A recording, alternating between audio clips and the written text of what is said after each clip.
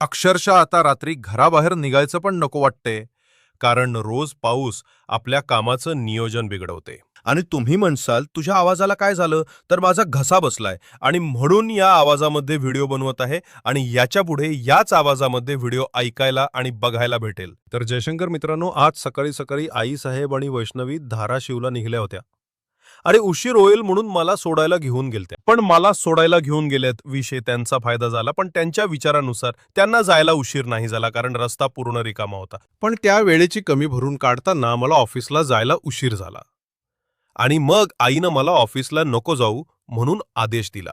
आणि आता आई साहेबांचा आदेश म्हणल्यावर ऐकायलाच लागतंय.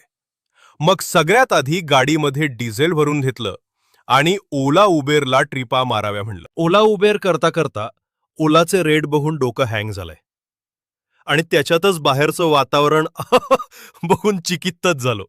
तुम्हाला पण दाखवतो देशय, पण त्याआधी आपल्या चॅनलला सबस्क्राईब करा आणि लाईक पण करा. चला तर मग दाखवतो बाहेरचं वातावरण कसं, तर ते